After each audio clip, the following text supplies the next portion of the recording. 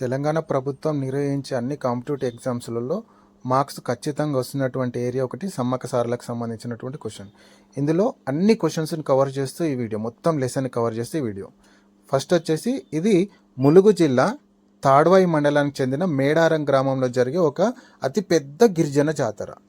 ఇది ప్రతి 2 సంవత్సరాలకు ఒకసారి జరుగుతుంది. ఏ టైంకి అంటే మాఘశుద్ధ పౌర్ణమి సమయానికి జరుగుతుంది. ఇక లెసన్లోకి వస్తే, జగిత్యాల జిల్లా ప్రాంతంలోని పోలవలస అనే ఒక ప్రాంతాన్ని మేడరాజు అనే ఒక గిరిజన రాజు పరిపాలిస్తూ ఉండేవాడు. ఈ మేడరాజు చిలకల గుట్ట మీద వేటకని వెళ్ళినప్పుడు ఒక పుట్ట మీద కేరింతలు కొడుతూ కనిపించిన పాపకే సమ్మక్క అని పేరు పెట్టి పెంచుకుంటాడు. ఈ మేడరాజు సమ్మక్క పెద్దగా అయిన తర్వాత తన మేనల్లుడైనటువంటి మేడారం పాలకుడైన పడిగిద్ద రాజుకిచ్చి ఈ వివాహం అయితే చేయడం జరుగుతుందన్నమాట.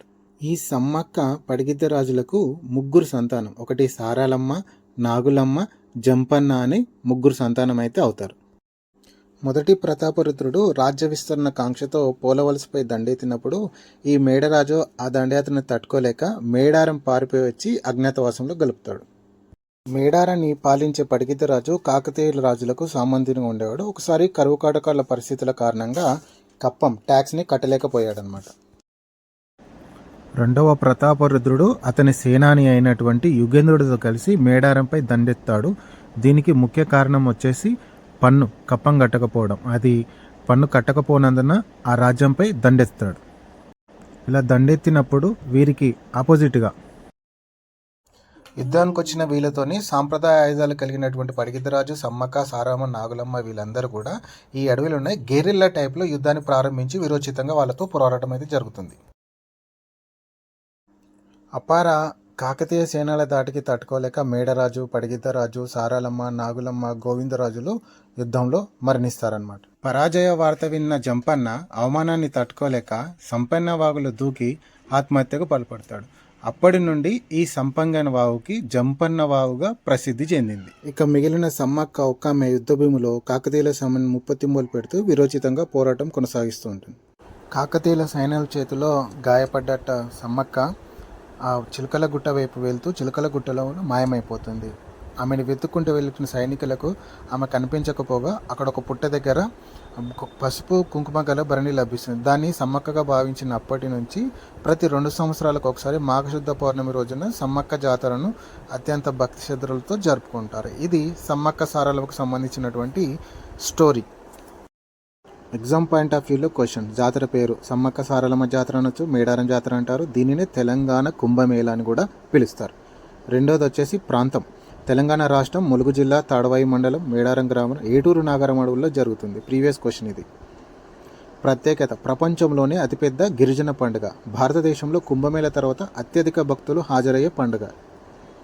రాష్ట్ర పండుగ గుర్తింపు. 1996 ఫిబ్రవరి 1న ఉమ్మడి ఆంధ్రప్రదేశ్ రాష్ట్రం రాష్ట్ర పండుగ ప్రకటించింది. 2014 జూన్ 16న తెలంగాణ ప్రభుత్వం రాష్ట్ర పండుగ అధికారంగా ప్రకటించింది. 2014 జూన్ 2 తెలంగాణ రాష్ట్రం ఏర్పడింది. గద్దెలు ఎన్ని ఉంటాయి? మొత్తం 4 గద్దెలు ఉంటాయి. సమ్మక్క గద్దె, సారలమ్మ గద్దె, పడిగిద్దరాజు గద్దె, గోవిందరాజు గద్దె. జంపన్న, నాగులమ్మకి ఈ ఇద్దరికి మాత్రం గద్దెలు ఉండవు. సో ప్రీవియస్ క్వశ్చన్ కూడా అడగడానికి ఛాన్స్ ఉంది. గద్దెలు ఎక్కడి నుంచి తెస్తారు? ఇది ప్రీవియస్ క్వశ్చన్. సమ్మక్క గద్దె చిలకలగుట్ట నుంచి తెస్తారు. సారలమ్మ గద్దె కన్నెపల్లి గ్రామం నుంచి, పడిగిద్దరాజు పునుగొండ నుంచి, గోవిందరాజు గద్దె కొండాయి గ్రామం నుంచి తెస్తారు. సో వచ్చేసి ఈ జాతర జరుపుకునే ముఖ్యమైన గిరిజనులు ఎవరంటే కోయ జాతికి చెందిన గిరిజనులు. ఇందులో వంశస్థులు ఉన్నారు. అందులో చందా వంశస్థులు, సిద్ధబోయిన వంశస్థులు, కొక్కెర వంశస్థులు. వీళ్ళు ఈ జాతరని జరుపుతూ ఉంటారనమాట. మూడోది వచ్చి ఎప్పుడు జరుగుతుంది? ప్రతి 2 సంవత్సరాలకు ఒకసారి జరుగుతుంది. మాఘశుద్ధ పౌర్ణమి సమయానికి నిర్వహిస్తారు. మొత్తం 4 రోజులు జరుగుతుంది ఈ పండుగ అనేది. మొదటి రోజు సారలమ్మ, పడిగిద్దరాజు, గోవిందరాజు వీరిని గద్దెలపైకి తీసుకురావడం జరుగుతుంది. ఇది మొదటి రోజు జరిగేటిది. రెండవ రోజు వచ్చేసి సమ్మక్క చిలకల గుట్ట నుంచి తీసుకువస్తారు. ఇది కుంకుమ భరణి రూపంలో తీసుకువస్తారు. ప్రభుత్వం తరపున పోలీసులు గాల్లోకి 3 రౌండ్లు కాల్పులు జరుపుతారు. మూడవ రోజు గద్దెలపై సమ్మక్క సారలమ్మ దర్శనమిస్తారు. భక్తులు జంపన్నవాగులో స్నానం చేసుకొని దేవతలకు బెల్లం బంగారంగా భావించి సమర్పిస్తారు. భారీ సంఖ్యలో భక్తులు పాల్గొంటారు. 4వ రోజు జాతర ముగింపు కార్యక్రమం. దేవతలు వనప్రవేశం చేస్తారు. గద్దెలు ఖాళీ అవుతాయి.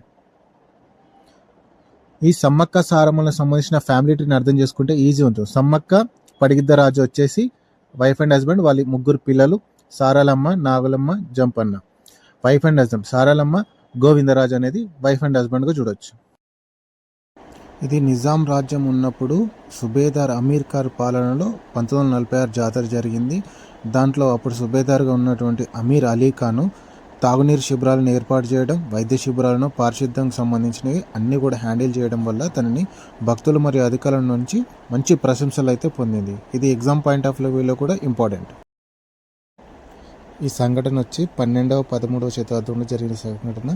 కాకతీయుల చివరి రాజు 2వ ప్రతాపరుద్రుడు అతని సేనాని యుగంధరుడితో కలిసిన జాతర. వీరిద్దరూ మేడారంపై దండెత్తారు. సో జంపన్న కాకతీయ సేనతో యుద్ధం. ఈ యుద్ధ ప్రదేశం సంపన్నవాగు దయ్యాల మడుగు దగ్గర జరిగింది. ఏ అనే ప్రాంతం అడిగారో అదే దయ్యాల మడుగు. జంపన్న కాకతీయ సేనకు ఎదురు యుద్ధం జరిపాడు. యుద్ధంలో అవమానం మిగిలింది. సో తను సంపెంగన వాగులో దూకి ఆత్మహత్య చేసుకుంటాడు. అప్పటి నుంచి ఈ సంపెంగన వాగును జంపన్న వాగుగా ప్రసిద్ధి చెందింది.